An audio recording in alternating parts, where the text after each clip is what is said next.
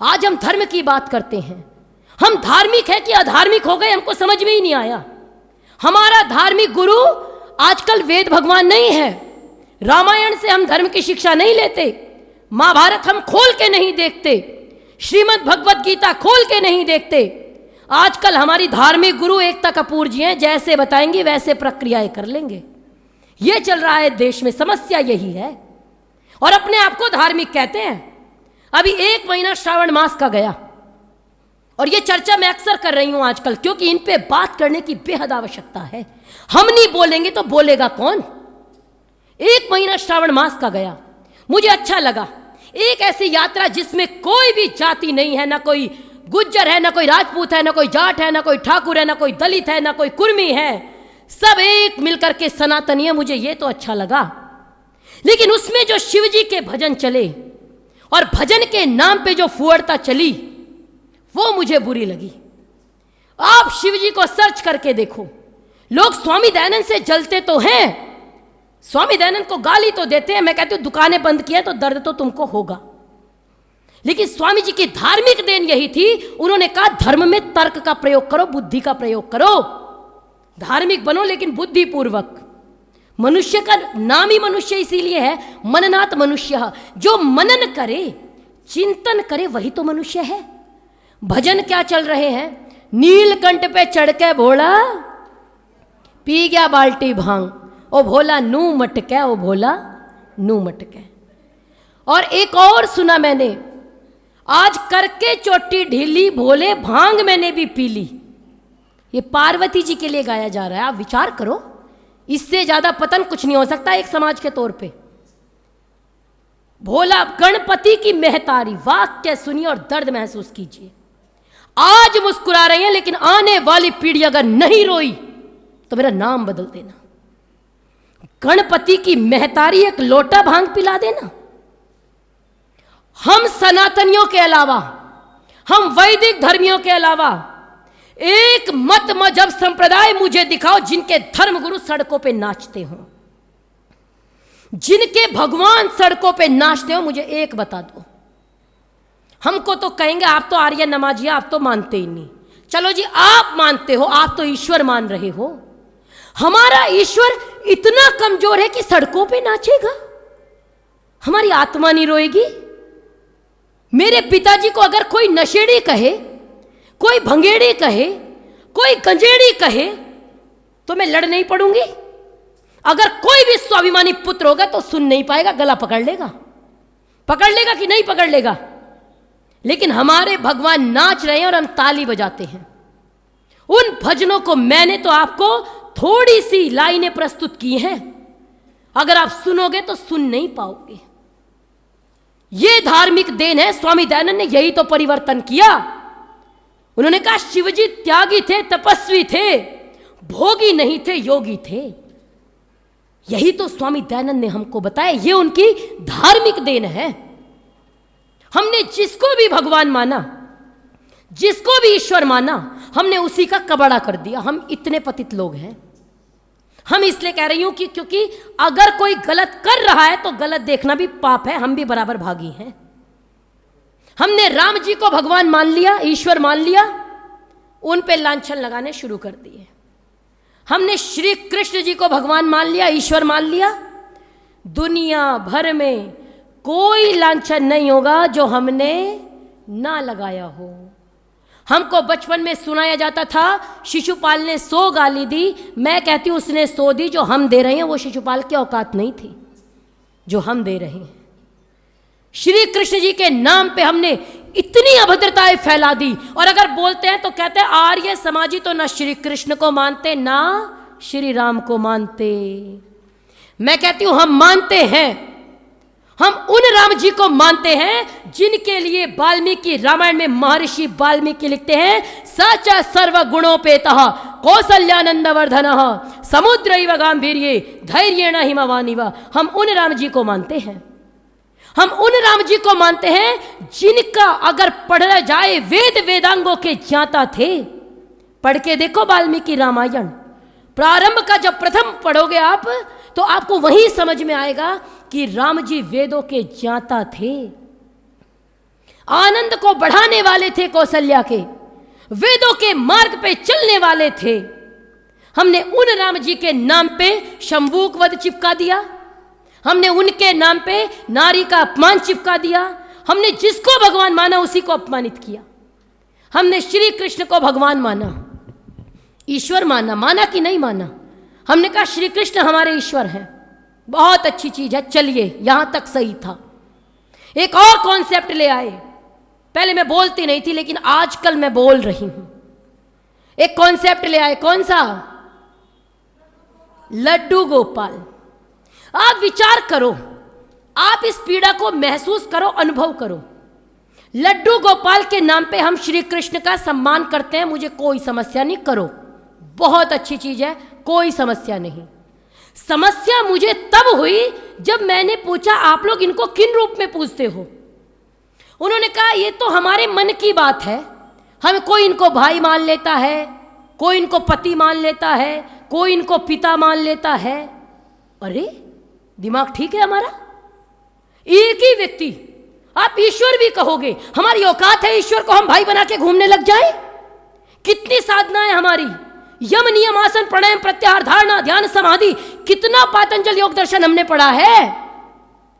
एक ईश्वर जिसको हम ईश्वर मानते हैं। और आगे सुनिए, आजकल तो कितनी लड़कियों ने कान्हा जी से विवाह करेंगे। तुम्हारी औकात है, तुम्हारी योग्यता है? वो श्री कृष्ण जिनकी पत्नी माता रुक्मिणी ने कहा मुझे आप जैसा पुत्र चाहिए, उन्होंने कहा 12 वर्ष तपस्या करनी पड़ेगी तब मिलेगा।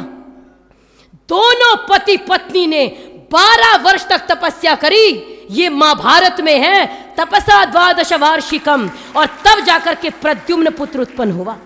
और आजकल की लड़कियां जिनको इंस्टा से फुर्सत नहीं है, रील बनाने से फुर्सत नहीं है, वो कहती है मैंने तो श्री कृष्ण जी से विवाह कर लिया, बड़ी योग्यता अर्जित कर ली। भाई कहां से योग्यता आई? क्यों? क्योंकि यही धर्म मान लिया। यही कह रही थी, शिशुपाल ने गालियां नहीं दी, गाली हम दे रहे हैं। अपमान शिशुपाल ने नहीं किया, अपमान हम कर रहे हैं। एक व्यक्ति, एक आदमी, एक ईश्वर। मैं कहती हूं ईश्वर मान लीजिए, चलिए यहीं से बात करती हूं, आज आप ही के स्टेप पे आके बात करती हूं। ईश्वर है, मुझे क्या बताया? जब हम इनको जगाएंगे तब ये जगेंगे, जब हम इनको सुलाएंगे तब ये सोएंगे, जब हम इनको खिलाएंगे तब ये खाएंगे। आप विचार करो, तर्क से बात कर रही हूं। एक तरफ आप कहते हो ईश्वर है, ईश्वर तो योग दर्शन में कहा गया सो एष पूर्वेशावपि गुरु काले नानवच्छेदात् तस्य वाचक प्रणवः प्रणवः, वो ईश्वर है। एक तरफ तो आपने कह दिया ईश्वर है, और एक तरफ हम मनुष्य जो पापी हैं, करते हैं पाप, मिथ्याभाषी हैं, झूठ भी बोलते हैं, और हम क्या कहेंगे? उठो कान्हा जी अब सृष्टि चलाओ। अच्छा लगता है? आप बात करो तर्क पे। सुबह आप उठाओ कि उठो, आप उठा रहे हो, कौन है आप? कौन है आप? कौन है हम? और इससे ज्यादा बढ़ के एडमिशन कराने पे आ गए कॉन्वेंट स्कूलों में। और कीर्ति नगर में जब मैंने ये घटना बताई तब तक एडमिशन की चर्चा थी, खुराना जी। अब आगे बात बढ़ गई है आगरा में, अब बात चली गई है कि लड्डू गोपाल स्कूल में टॉप कर गए। अब मैं समझी, इतने साल आचार्य जी के पास रहे, वेद पढ़े, वेदांग पढ़े, दर्शन पढ़े, आचार्य जी ने ये टेक्निक नहीं सिखाई कि कैसे टॉप कराना है, हम भी कराते। अब मेरे को बड़ी चकित हुई, मैंने वो हेडलाइन पढ़ी, मैंने कहा नीचे पढ़ूं। जब अखबार में पढ़ा, उसमें लिखा था 2 महिलाओं ने लड्डू गोपाल को पाला, उनका एडमिशन कराया। जो सृष्टि को चला रहे हैं, जिनको ईश्वर मान रहे हैं, उनका एडमिशन करा रहे हैं। पढ़ाएंगी कौन? जिनको आप पे करते हो वो पढ़ाएंगी, बहुत अच्छे। इससे ज्यादा पतन नहीं हो सकता। और कहा अब की बात टॉप कैसे किए? रात को सपने में मुझे कृष्ण जी आते थे, लड्डू गोपाल सपने में आते थे, सारा पेपर मुझे बताते थे, और मैं सुबह जाकर के कॉपी में लिख देती थी, और लड्डू गोपाल टॉप कर गए। वाह रे मनुष्य, इससे ज्यादा पतन मनुष्य का नहीं हो सकता। मैं, जो मुझे आर्य नमाजी कहते हैं, मुझे मतलब अगर हम सबको, मैं स्वयं, मुझे याद आती है धर्मवीर जी की, स्वर्गीय धर्मवीर जी की। बहुत छोटी थी मैं गुरुकुल में, उन्होंने एक घटना सुनाई थी, वो मुझे हमेशा स्मरण रहती है। उन्होंने कहा था कई बार हम नाराज हो जाते हैं, आर्य समाज में नहीं आऊंगा, आज मेरा नाम मंच से नहीं बुला, मेरा सम्मान नहीं हुआ, मैं नहीं आता। वो कहते हैं जिस दिन आप ये मान लोगे मैं आर्य समाज हूं, उस दिन आपको कभी भी अपमान महसूस नहीं होगा, आप छोड़ के नहीं जा सकते। मैं हूं आर्य समाज, भगाओ मुझे, कहां भगाओगे, मैं जा ही नहीं सकता, मेरी औकात ही नहीं है। तो मैं इसलिए कह रही हूं मैं आर्य समाजी हूं, और लोग मुझे कहते हैं मैं कृष्ण जी को नहीं मानती, लेकिन मैं कहती हूं श्री कृष्ण को मैं वेद वेदांग विज्ञानम बलम चाप्यधिकम तथा नृणाम लोके ही कौन्योस्ति विशिष्टः केशवाधृते, मैं भीष्म पितामह के बताए हुए श्री कृष्ण को मानती हूं। मेरी औकात नहीं है कि मैं उनको घर में पालने में झुला सकूं, मेरी योग्यता नहीं है कि मैं उनको कभी बेटा बताऊं और कभी पिता बताऊं और कभी पति बताऊं, मेरी औकात नहीं है। ईश्वर बनाया और ईश्वर बना के गाते हो मनियारे का वेश बनाया, श्याम चूड़ी बेचने आया। वो ईश्वर है, वो चूड़ी बेचते, अपने पति से बिकवाओ, अपने भाई से बिकवाओ, अपने पिता से बिकवाओ। अरे नहीं, वो कैसे बेच देंगे? जब तुम्हारे परिवार के सदस्य नहीं बेच सकते तो मेरे ईश्वर आपके घर में चूड़ी बेचने आएंगे? आप बताओ। वो और गाते हैं, स्वाभिमान से गाते हैं, और फिर कहते हैं हमको धार्मिक कहो। मैं कहती हूं धार्मिक नहीं, अधार्मिक भी वो वाले हो जिनका उद्धार नहीं हो सकता। यही सुधारा था स्वामी दयानंद ने, यही ललकारा था स्वामी दयानंद ने, इंसान बनो, विचार करो, तर्क करो।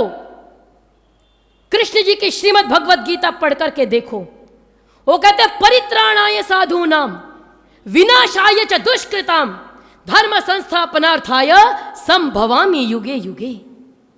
यही तो कहा था उन्होंने, परित्राणाय साधूनाम, राक्षस के विनाश के लिए, विनाशाय च दुष्कृताम, और धर्म संस्थापनार्थाय, धर्म की स्थापना के लिए मैं आया हूं। मैं यहां चूड़ियां बेचने आया हूं। अगर कृष्ण जी आज के समय में होते, पहले इनको समझाते जो चूड़ियां बिकवा रहे हैं।